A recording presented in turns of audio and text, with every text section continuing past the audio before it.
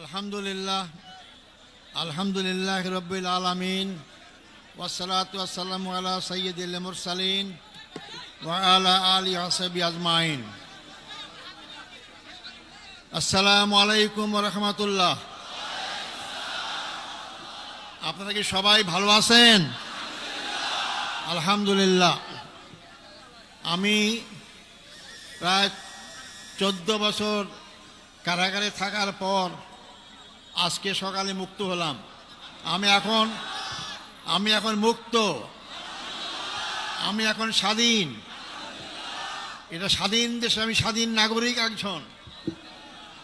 সম্মানিত ভাই ও বন্ধুগণ, যেহেতু আমরা রাস্তা বন্ধ করে এখানে সমাবেশ আয়োজন করেছি যাতে জনগণের কষ্ট না হয়, এবং আমি যেহেতু তোমাকে নির্দেশ দিয়েছেন খুবই সংক্ষিপ্ত কথা বলার জন্য, আমি শুধু কয়েকটি বিষয় আপনাদের সামনে কথা বলবো। আল্লাহ যদি তৌফিক দান করেন, যদি বেঁচে থাকি অবশ্যই আপনাদের সাথে বারবার দেখা হবে ইনশাআল্লাহ। আমি সর্বপ্রথম আমাদের মহামান্য আদালতকে ধন্যবাদ জানাইতে চাই।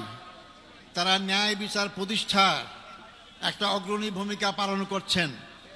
এতদিন ন্যায় বিচার ছিল না, আদালতকে ব্যবহার করা হয়েছে। এই জন্য আশা করি আমরা সামনের দিনগুলোতে আমাদের আদালত জনগণের আশা আকাঙ্ক্ষা অনুযায়ী তারা জনগণের ন্যায় বিচার যাতে পায় সেই ব্যবস্থাই তারা করবেন।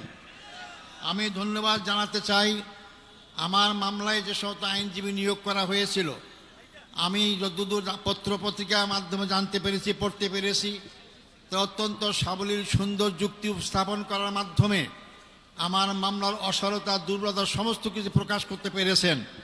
এবং আন্তর্জাতিকভাবে স্বীকৃত যে এই মামলার মাধ্যমে আমার অতীতের আগের সরকারগুলো কীভাবে নির্মমভাবে আমাদের আগের ভাইদেরকে হত্যাকাণ্ডের মাধ্যমে তাদেরকে দুনিয়া থেকে বিদায় করেছেন।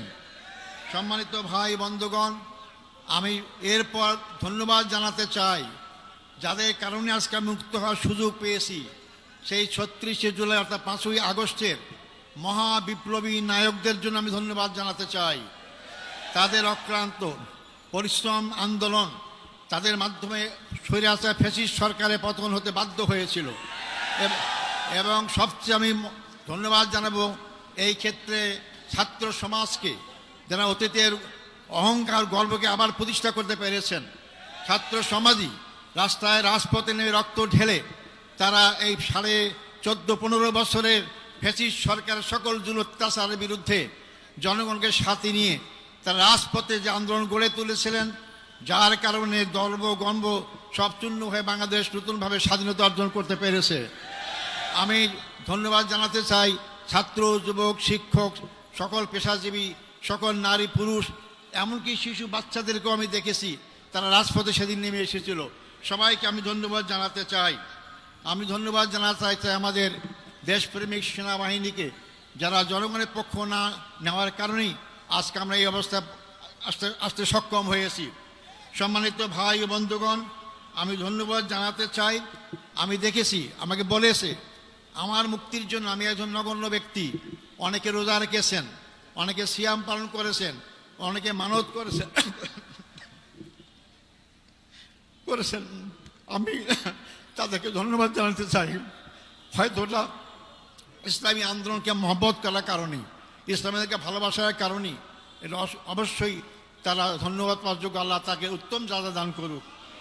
সম্মানিত ভাই ও বন্ধুগণ, আমি স্মরণ করছি অত্যন্ত দুঃখ বেদনা ভারাক্রান্ত হৃদয় যারা আমার নেতা ছিলেন, সেই নেতাদেরকে অন্যায়ভাবে হত্যা করা হয়েছে, জুডিশিয়াল কিলিং করা হয়েছে তাদেরকে। আমাদের শ্রদ্ধেয় নেতা বাংলাদেশ জামাত ইসলামীর আমির শহীদ মৌলানা মতিউর রহমান নিজামী, আমাদের শ্রদ্ধেয় নেতা জনাব শহীদ আলী হাসান মোহাম্মদ মুজাহিদ, আমাদের শ্রদ্ধেয় নেতা জনাব মোহাম্মদ কামারুজ্জামান, আমাদের শ্রদ্ধেয় নেতা জনাব মোহাম্মদ আব্দুল কাদের মোল্লা, আমাদের শ্রদ্ধেয় নেতা জনাব মোহাম্মদ আব্দুল কাদের মোল্লা। এরপরে সবচেয়ে দুঃখজনক হচ্ছে যে আমাদের সমাজ শ্রদ্ধার পাত্র, সারা দুনিয়ায় পরিচিত আন্তর্জাতিক খ্যাতিসম্পন্ন আলেমুদ্দিন হযরত মৌলানা দেলাওয়ার হোসেন সাঈদীকে বিনা চিকিৎসায়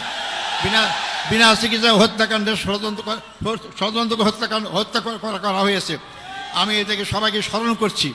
সাথে সাথে আমি স্মরণ করতে চাই আমাদের সদ্য নেতা মীর কাসেম আলী সাহেবকে। তাকেও সর্বশেষ তার ছেলেকে গুম করা হয়েছে, দেখতে চেয়েছিলেন, তাকেও দেখতে দেওয়া হয় নাই, তাকে ফাঁসির কাছে ঝুলে তাকে হত্যা করা হয়েছে। আমি সাথে সাথে জাতীয়তাবাদী দলের নেতা জনাব সালাউদ্দিন কাদের চৌধুরীকেও ফাঁসির কাছে ঝুলানো হয়েছে, আমি সেটারও আমি স্মরণ করতে চাই। সম্মানিত ভাই বন্ধুগণ, আমরা এর মধ্যেও হারিয়েছি জেলখানায় আমাদের সেই শ্রদ্ধেয় নেতা অধ্যাপক গোলাম আজমকে, আমরা হারিয়েছি আমাদের মৌলানা আবুল কালাম মোহাম্মদ ইউসুফ সাহেবকে, হারিয়েছি আমরা 5 বারের নির্বাচিত এমপি মৌলানা আব্দুল সোবহান সাহেবকে আমরা হারিয়েছি। এরপরও আমি বের হয়ে দেখতে পেলাম আমাদের সামনে এখন তারা নেই। আমাদের আমিরের জামাত, এখনকার আমির জামাতের পূর্বের যে আমির জামাত ছিলেন মকবুল আহমদ সাহেব এবং নাজির আহমদ সাহেব, তার সবাইকে শ্রদ্ধা আমরা স্মরণ করছি এবং তার শোক সন্তপ্ত পরিবারের সদস্য সহ সবার কাছে আমি তার সমবেদনা জ্ঞাপন করছি। আল্লাহ তাদের সবাইকে ধৈর্য ধারণ করে তৌফিক দান করুক।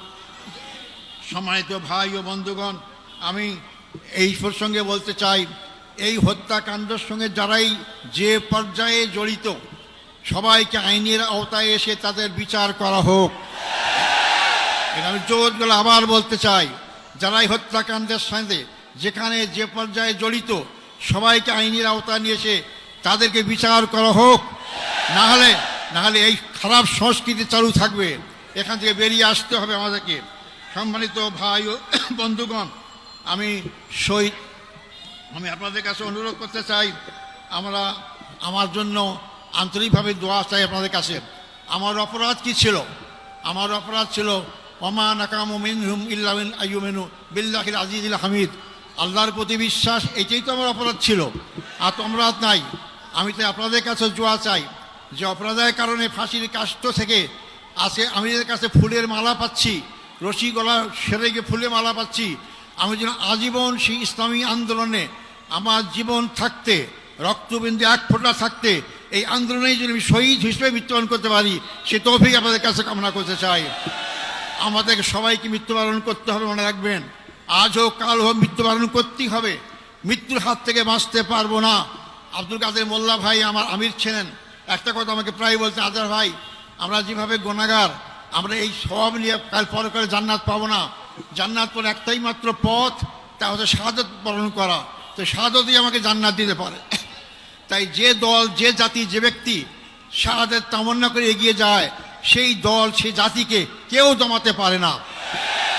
সম্মানিত ভাই এবং বন্ধুগণ, সেই দোয়া করার সাথে সাথে আপনাদের সবাইকে সবার মাধ্যমে সারা বাংলাদেশের আপনার জনসাধারণকে আহ্বান করতে চাই, আসুন এই দেশ আমাদের, এই দেশ আমাদের সবার, এই দেশের মানুষের আশা আকাঙ্ক্ষা চিন্তা চেতনা ঐক্য অনুযায়ী এই দেশটাকে ইসলামী সমাজ গড়ার আকাঙ্ক্ষা আমরা সবাই এগিয়ে যেতে পারি। আল্লাহ অবশ্যই আমাদের সাথে থাকবেন ইনশাআল্লাহ। আমি আর বিলম্ব করব না, যেহেতু আপনারা রোদ্রে কষ্ট পাচ্ছেন, আপনারা আমার জন্য দোয়া করবেন। আমার আর পাওয়ার কিচ্ছু নাই, আমার জীবনে যদি আমরা এখানে আল্লাহর দিন প্রতিষ্ঠা দেখে যেতে পারি, এর চেয়ে সর্ব বড় পাওয়ার কিছু নাই। আপনাদের সবাই সেই দিন প্রতিষ্ঠা আন্দোলনে যার যার জায়গা থেকে যে ভূমিকা রাখা দরকার সেই ভূমিকা সবাই রাখবেন, এই আশাবাদ ব্যক্ত করে সাংবাদিক বন্ধুগণ, ফটোগ্রাফার যারা এখানে আসছেন, যারা আজকে আমাদের এখানে উপস্থিত হয়েছেন, তাদেরকে আমি ধন্যবাদ জানাতে চাই এবং যারা যেভাবে আমাকে সহযোগিতা করেছেন তাদেরকে ধন্যবাদ জানাতে চাই। আবারও আমি আপনাদের কাছে আমার জন্য দোয়া কামনা করে আমার বক্তব্য এখানে শেষ করছি। আসসালামু আলাইকুম রহমতুল্লাহি ওয়া বারাকাতুহু।